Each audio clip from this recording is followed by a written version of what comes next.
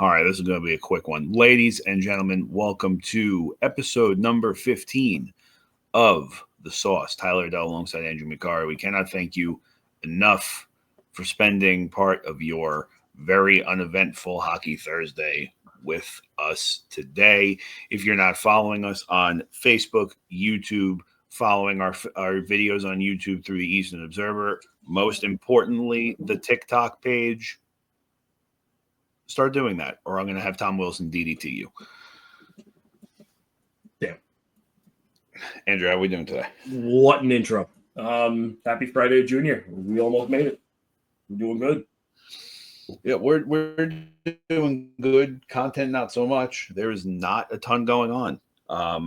But there's enough going on to justify pretending like we know what we're doing for a half an hour. At least locally. Locally, there is some things going on around the league. Saturday, like we were just talking before, if I can get this stupid mouse to work, we have the Stadium Series coming. I believe, who is it? Columbus, Detroit, right? Yep. The first official rendering came out. No pictures from the horseshoe have been released, but this is an official rendering from the NHL.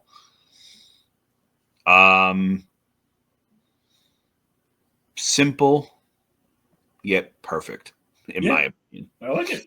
Nice. They're not. It doesn't look like they're doing too much. Like when they did the Stadium Series last year with the Islanders, Rangers, the Devils, and the Flyers. You know, like the NPC people walking around. Oh my god! They built was a little ridiculous. You were there, right? Yeah, I was there, and I didn't understand what was going on until probably the end of the second period. That couldn't have been more violently distracting, if I had to assume. I'm sitting there. It's like 5 degrees outside, and I'm like, why is this woman walking her kid in a stroller? It was odd because you would just pick which end play was in, and you would see a woman walking back and forth with a stroller that clearly didn't have a child in it, or a guy walking around with a dog. A guy walking a dog, a guy walking around with a briefcase. Unfortunately, it was not very accurate to the city. There was not a homeless person begging for money, or which I think obviously they would never do, but that would have been hysterically accurate to the city. Should have at least been like $1 pizza joint or something. Yeah, there wasn't the angry Italian man throwing dollar slices with cold cheese at you. Oh, my people. I believe if I had to take a wild guess, and I think I'm right, the off to the right hand side that's the stage for the 2 intermission performances. Yeah. I don't even know. Do you know who it is? I have no idea. So one period, I think the first intermission is 21 Pilots. Okay. It's better than I would have thought it in. Well, what people, I don't know. I shouldn't say what I don't think people know is 21 Pilots. This is they are Columbus, Ohio natives. Oh. Yeah. So this one seemed to make sense. Doing a little bit of research now. Prior to the game will be Ohio's owned OAR. I've never heard of them. I've heard of them. I think they were at the Stadium Series in New York. They might have been. And that sounds really familiar. I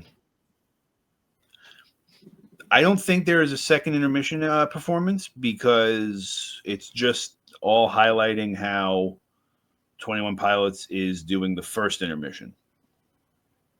Okay. Which means during the second intermission is probably a whole bunch of nonsense. It's all nonsense anyway. We don't need the friggin' performances. I think you and I both know that's what just keeps people checking in on the game and stuff. Yeah, I get it. But, dude, I haven't watched a Super Bowl halftime show probably ever. I think the last Super Bowl halftime show I sat through and actually, I don't want to say cared about, but I paid attention to was probably when they did, what was it, Snoop Dogg, Dre, Kendrick. Yes, I did. Yeah, that one I did watch. Yeah, I think that was the last really good one they've done in the last year. Yeah, it's been all garbage since like Creed. Yeah, pretty much. Ovechkin scored goal number 30 on the season Tuesday versus Calgary in a 3-1 loss. We're getting there. He's 12 away from breaking the record, 11 from tying it, and the DraftKings betting odds have come out on which team will be victim to goal 895. Now, the team with the worst odds, LA Kings, they're plus 15,000. I believe that makes rational sense because I'm pretty sure they're playing the Kings tonight. And that will be the last time they play them this season. And they're playing St. Louis. No, they don't play the Kings again at all until next season. Right, yeah. So you have the Kings at plus 15,000. Oh, no, I lied. I'm sorry. March 13th. That's interesting that they have the worst odds. Really? Yeah, and not like anyone before that. So while I read off the betting odds, I'm going to pull up the March schedule for the Capitals because I did actually do some work for this show. So they're playing St. Louis tonight. They don't even have odds, rightfully so. Yeah. Tampa has no odds. Ottawa has no odds. The Rangers have no odds. Detroit has odds, but they're playing Detroit like 3 times in the next 6 weeks. Yeah. Let's see. So then the Sharks have the second worst odds, plus 7,500, which interesting move. You could score 10 in that game. Yeah. We spoke about the Red Wings at plus 4,000. The Flyers sit at plus 3,000. The Panthers are at plus 2,000. Now, looking at this schedule, they're playing the Panthers on March 22nd. The Winnipeg Jets at a plus 1,600, who they're playing after the Panthers. The Minnesota Wild at a plus 1,400, who they're playing after the Panthers. The Buffalo Sabres plus 1,100, which they're playing after the Panthers. The Boston Bruins plus 1,000, which I don't believe they're even playing them till April. The Pittsburgh Penguins at a plus 900. The Blackhawks at a plus 800. The Carolina Hurricanes at a plus 350. The Columbus Blue Jackets at a plus 350. And your New York Islanders at a plus 350. Because why not? The Islanders are their 19th game from now. So that math, like, he takes a couple. You got to think he doesn't score a goal every game. So looking at this schedule for March, right? Now, I look at it from 2 perspectives. One, there are some good teams sprinkled in here that Ovechkin's not going to score against. Or, well, I'm not going to say... less likely. Yeah, they're not freebies. Obviously, Tampa's probably not a freebie. Minnesota's not a freebie, and Florida also not a freebie. And Winnipeg. Winnipeg definitely not a freebie. I would almost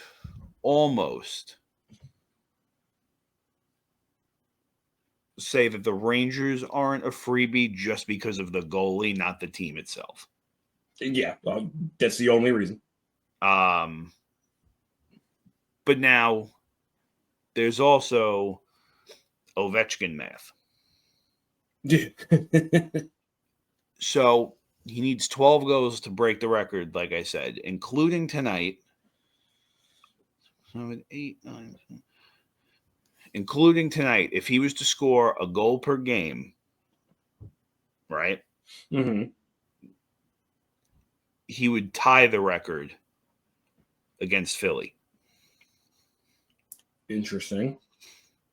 Now, the reason why I say Ovechkin math is when you look at the schedule and he's got St. Louis tonight, the Sharks, the Ducks, and the Kraken on that schedule. Yep. It is well within reason to think that the week he's playing Detroit, Philly, and Florida is when this can happen. Yeah, I honestly, if I was if I was a betting man, which of course I am, I might throw some change on the Sharks. So I am a betting man like yourself.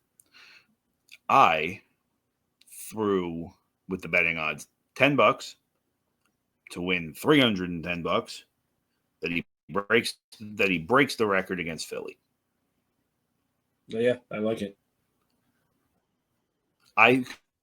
Think about this, right?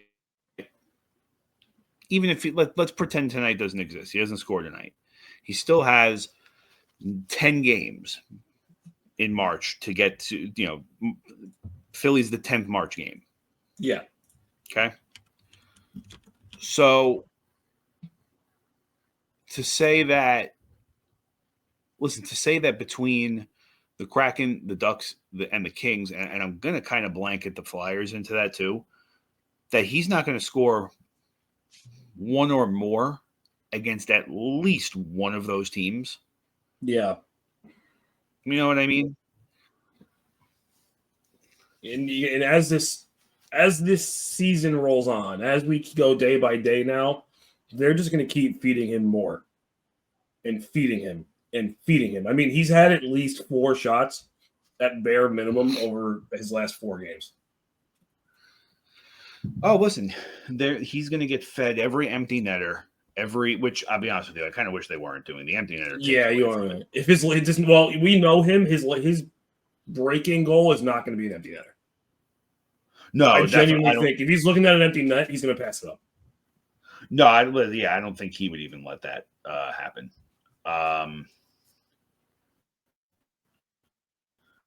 So when he played, his last few games, Tuesday when he played Washington, when it was Washington, Calgary, Ovechkin took 5 shots. Yeah. In his hat trick performance versus Edmonton, he took 9 shots. Yep. And in his, I don't think he had a goal versus Pittsburgh. Yeah. Washington beat the daylights out of him. Which, thank you, Washington. Ovechkin still took 5 shots. Yep. He's launching them. And somehow someone on that team still took more shots than him. Jacob Chikrin with 6. Sometimes stuff gets weird. Listen, I'm always down to go weird. Those shots that are supposed to get tipped and they don't. So from a betting perspective, I think Philly is probably the safest team on here that also has good enough odds where the return is nice. Yeah, I like anyone in that bubble, starting with the Kings and ending with the Flyers. In that bubble window, I still think the Kings is too close. Again, he's not going to have more than 1 or 2 against Tampa, but he's surprised us before. I think my bubble kind of starts at San Jose.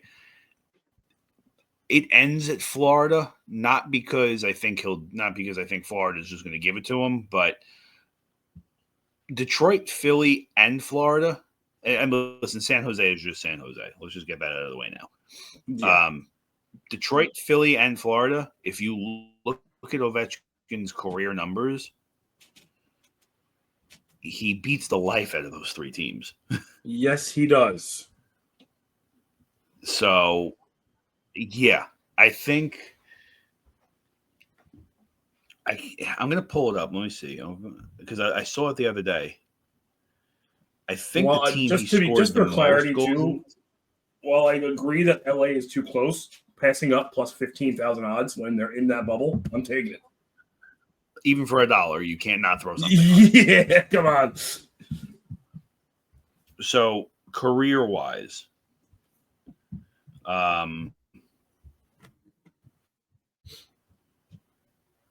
actually, believe it or not, of every team on this screen right now, Ovechkin really doesn't like you. Oh, I'm aware. Yeah, Ovechkin really does not like you guys. In his career, 45 goals in 75 games. Obviously, not very realistic to assume, so to speak, Listen, I don't. It's so hard to put anything past this guy, but the Rangers He's is a very robot. far-fetched. Actually, the only other team that he doesn't like, other than you, is Winnipeg. Really? Well, hold on. Remember, for 8 years of his career, they were Atlanta. This is So he true. played them a lot. Yeah, true. 56 goals, 74 games. After that, as you can imagine, 44 goals, 71 games versus the Islanders. Yeah, here come all the Metro which teams. actually is not as bad as I thought it was going to be. Then it's Tampa with 50 goals in 82 games. Okay. Then Florida, 45 goals, 73 games. Believe it or not, and I know it's because they're a West team, but like he's pretty nice to Utah, formerly Arizona. 10 goals. Wow. He's pretty nice. We have a merciful God, don't we? Yeah, how kind. So I can see that whole like that Kings to the Flyers bubble. I just think that even the Kings are just because you know what else is going to happen too now, right? It's going to be the Michael Jordan effect, and they're going to throw him in like double and triple coverage all night. Yeah. Like please, it doesn't matter. He's going to stand in that left dot. Game. He's going to get open, and he's going to get the one-timer. It's been going on for 20 years, and it's not going to change. Well, listen, you're going to see opening face-off of the Ducks game. Everybody's going to be lined up at center ice, and Trouba's just going to be standing in that dot already. Like, you don't move from this spot. I do not care what happens to you. I think that's, listen, we all learned at a very young age, when in doubt and you need points, what do? Pass it to Will. Yeah. Pass it to Will. What do you do when you're trying to break a goal record? Pass it to Alex. Yep. It's very interesting right now in Islander and Ranger land. As if my life couldn't get harder. Islanders fell to the Rangers 5-1 Tuesday night, which probably the best thing that could have happened to the Islanders. Arguably one of the worst things that could have happened to you. Because you won, but you lost a couple people in the process. Yeah. It's a 50-ish shot that the Rangers could lose Adam Fox for the rest of the regular season, guaranteed back by the playoffs. They don't think it's that serious. Yep. But you could lose. He could be out for the rest of the regular season. Looked like either a broken collarbone, dislocated shoulder. If it's a dislocated shoulder, he'll be back in like a week. If it's a broken collarbone, you could see him at the end of the regular season if you're trying to clinch that last spot. If you're either already in it or already out of it, I think logic tells you he's shut down. Dude, it's so tough, especially that we don't know what's wrong with Keandre Miller either. Being down two of our top four defensemen, the positive is that Zach Jones gets to play now. Right. He should be playing all along, but now it's like I don't know what they're going to do for the sixth one. We traded Victor Mancini. I think Chad Ruedel is still in Hartford. Maybe, I don't know. It's either him or Ben Harper. So it's going to get a little weird. So if you were the Rangers, which you might as well be, do you take the shot? Do you take the risk? Now, remember, long-term IR is you have to be out for 10 games no matter what. Yeah. So if I'm correct, the Rangers' 10-game schedule, I'm going to pull it up to verify it because I'm not smart. We have a lot of very important games coming up. You have a lot. You do have a lot of very important games coming up. That goes without saying. But looking at your schedule, the next 10 games. So if this phone would stop sucking. So you have Toronto tomorrow. That's the last game of February for you. So that's 1. Yep. 2, 3, 4, 5, 6, 7, 8, 9, 10. it would make him eligible to return the 18th versus Calgary, where the rest of the season, I'm not going to say you have an easy schedule, but it is definitely light. You see Calgary, you see Vancouver, you see Anaheim, you see San Jose, you're seeing Philly, and then April is kind of not great. If you're the front office, do you take the risk throwing him on long-term IR, opening up the money, making a trade to replace him, knowing that you can't play him till the playoffs now? You're not going to have a choice. Or you fix this problem in-house, you hope for the best. I probably lean towards LTIRing him, especially if, his medical work comes back and he's going to miss a good chunk of games anyway. Our playoff chances are either won or lost by the game in the middle of on March 15th against Columbus. Yeah, that's probably at that time it's decided. That's probably the most. Actually, you have 2 games with Columbus in 7 days in the middle of March. Correct. With March 9th at 6 p.m., March 15th at 7. And honestly, really, once you come back out to the East from your West trip at the end of March, you're pretty much hanging out in the conference and division. You finish up April with Minnesota, the Devils, Tampa, Philly, the Islanders, Carolina, Florida, and Tampa to end the season. Yep. Which, again, those games don't matter if we don't do well in those first 2 weeks of March, because we play the Islanders again, Washington, which we're not going to catch them, but still a divisional opponent. We play Ottawa, and we play Columbus twice.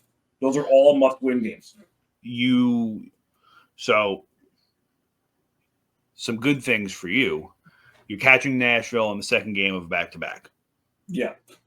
The only problem with that is the first game of the back-to-back, they have the Islanders. So Nashville has the night off on Saturday. Yeah. You're playing the Islanders on March 3rd. So the Rangers have the night off on March 3rd. Washington, whatever's going to happen is going to happen, dude. Yeah. Ottawa, I'm not going to call Ottawa a freebie, but you should be able to beat them, like, pretty convincingly. Yeah. The Columbus games, you need to win both. Yeah, we have to win both and have to beat Ottawa. There's no ifs, ands, or buts. Yeah.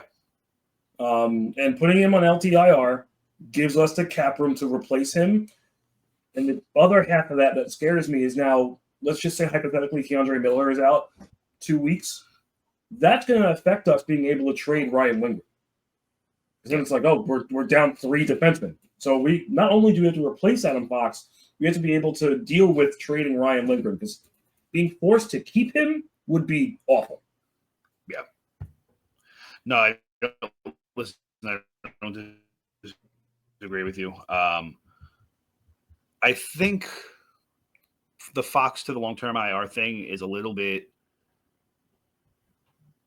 interesting, because you're not in a position, so to speak. I'm not going to listen. I can't say you're not in a position to win. That would be stupid people talk.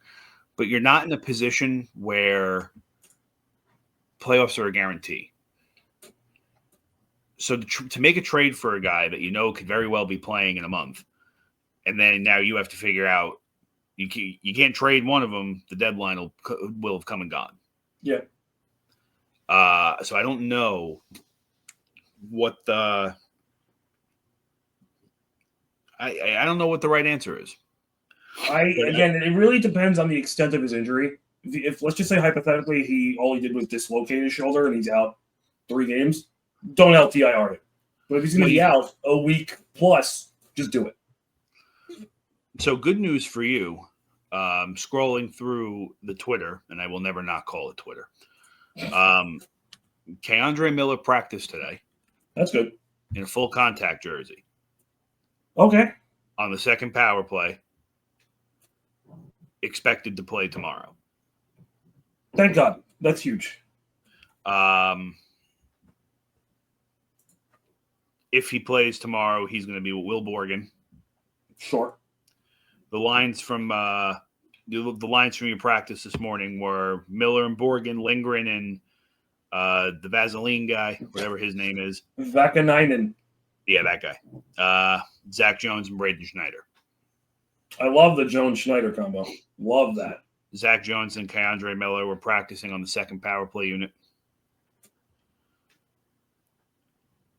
Okay. I like it. Let's see. Anything else big from Ranger practice? The power play work without Adam Fox on the ice. You're looking at Zibanejad, Panarin, Kreider, Trocheck, and Lafreniere. I want them to LTIR Kreider so bad.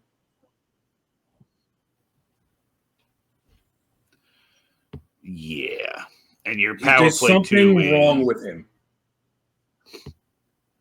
Yeah, your power play 2 unit's not that great at all. It is Smith, Brodzinski, Miller, Jones, and Cooley. Yeah, Miller should be on power play 1. You have no defenseman on power play 1. That's insane. Yeah, well, I will give a nice little shout out to Mika Zibanejad for taking shifts at defense when they lost both Key and Fox in the game against the Islanders. JT Miller did not practice today. Yeah, he's fine. Yeah, he's just got the stomach yuckies. Yeah. I mean, just Mika Zibanejad is a good enough defensive forward where he can play the point and kind of play defense on that line.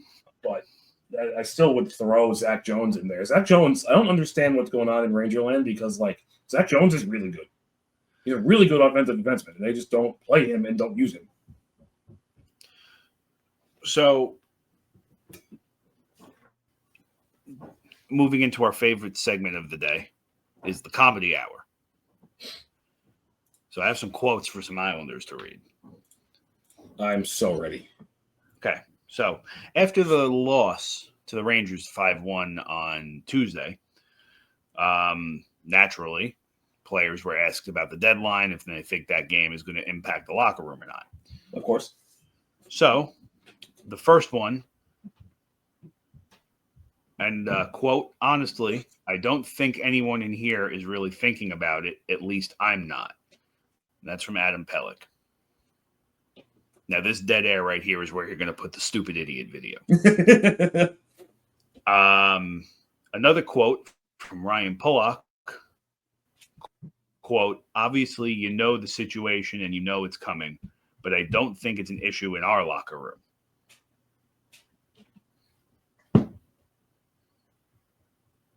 What? Interesting. What? That's just players trying to say the most watered down thing to just get the reporters to stop asking. Okay, I have a couple of thoughts from that. One, that locker room, he's right. That locker room really should not be worried about this. They should not be worried about the deadline. They shouldn't be worried about people getting traded or making a trade. They should be petrified that a move is coming. They should be petrified. Okay? The fact that nobody's thinking about it. Every one of you should be losing sleep at night because of this. Yeah. And to me, the best part of it all, those quotes came from two people that everybody wants gone. You know what? They're not terrified because they're going to get sent somewhere that might make the playoffs. They're excited. So, listen, I've always said the easier defenseman to move is going to be Pelech. If you were to make a move, or if somebody was willing to take him, I should say. The easier of the two to move is Pelech. Pollock has an injury history. His shot is not what it was a couple years ago. Yeah. You probably, and don't get me wrong, I think obviously I think they both can be moved. Pollock, I don't think brings you that great of a return, and you have a much better chance of having to eat half of his contract for 4 more years. Pelech, I feel like you can trade enough to where you don't have to eat any money and still get a decent return. moving one of those two, though, is kind of one of those trades where you have to trade to lose the money. You can't. You're gonna have to eat loss on this one. Yeah. There are guys. Listen, I've been saying it now since the original Sunday Sauce. I will be dumbfounded if Pajot is still on this team in a week. Yeah. He should. Yeah. That's. Yeah. Like, and that's not an anti-Pajot thing. That's people have actually called for him the last two deadlines. If you're going to move him, now's the time. Yeah. Yeah. Because honestly, I forget he exists. Well, it's not even like you're going into, arguably speaking, one of the most important free agencies for this team. There was a lot of talent going out there. You have an all-star game coming to this arena. Mm-hmm. You cannot afford to sit on your hand from now, basically through free agency. Yeah. There's only so much you can do at the deadline. I get it. You're not going to go trading for a Mitch Marner or a Rico Rantanen at the deadline and say, hey, we're going to lock him up now for 8 years. It's not going to happen now. I get that. A lot of what we're going to do is going to happen in the summer, as long as this guy doesn't oversleep through his alarm clock like some of us. I just think it's every day I wake up with the deadline now 8 days away and something hasn't happened is just why. I feel like we're sitting in that spot again where we're waiting for a trade to go down and for the floodgates to open. Yeah, and I mean, you said it multiple times. They got to do something, and if for no other reason, man, the attendance at UBS is abysmal. The team, they got to be feeling it. Listen, you were there Sunday. There was an alarming amount of Dallas Stars fans. Which, in all fairness, Dallas does travel well, but there were so Dallas many empty travels seats. well, but I've never seen them travel that well. Yeah. Like, listen, we all know that there's teams in the league. Dallas travels well. Montreal probably is the best traveling team. Yeah. It's not a surprise. But well, either one of us when we go down to Florida or Carolina. I did see, though, that for the Ranger Islander game, and this is coming from a Ranger fan, so it might be a little, biased, but apparently it was like, he said 75% Ranger fans, so in reality, when you take the bias away, it was probably like 60%, which is still crazy. So things like that don't surprise me, especially when, listen, you pay attention to hockey Twitter. I'm sure you come across Islander Twitter. The fans are done. They're checked out. They don't care if they make the playoffs or not. Which is the right move. You're telling management that you're fed up. Yeah, listen, I used to be against it when, you're going to sell your tickets to a Ranger fan or a Devil fan. It's like, no, sell more. Yeah. Give them show them that we don't care anymore. Yeah. You need to put a product on the ice for people to give a shit. Yeah. Look, I didn't go to a Ranger game between my birthday at the end of October and the middle of January, which is, for me, insane. Yeah, no, that's a long stretch for you. I usually go to 2 a month, if not more. Listen, even as somebody who, works there, I still would go to at least a game a month as a fan. Yep. I haven't done that in years now, obviously, but it's always disheartening when a team gives you no motivation to stick around. Yep. So it'd be interesting to see how the deadline plays out. We're keep checking away. We're getting there, baby. Keep checking the way. We're getting there. We've also gotten there for this episode. We ran out of stuff. Hey, man. Hey, listen, it happens. What are we going to do, right? Thursdays are our quieter episodes because, because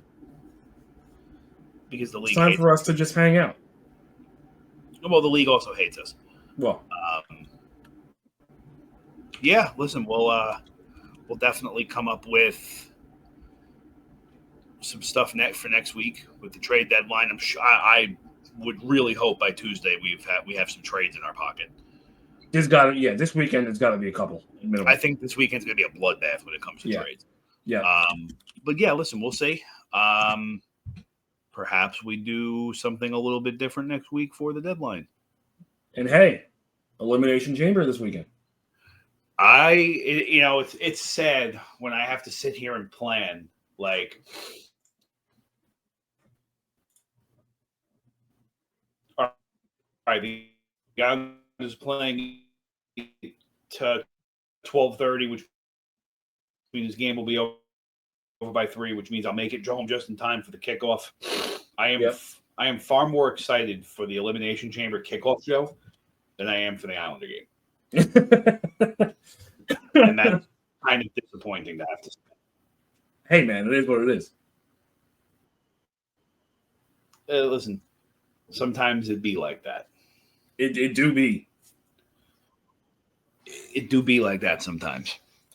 But all right, let's sign this off. Let's not bore the people anymore. Tyler Dell, Andrew McCarry, we cannot thank you enough for spending part of your day with us for episode 15 of The Sauce. Follow the TikTok, follow the Facebook, follow. Do we have an OnlyFans? Follow one if we do. We might have to. We're running out of resources. All right, everybody. We'll see you Tuesday. See ya.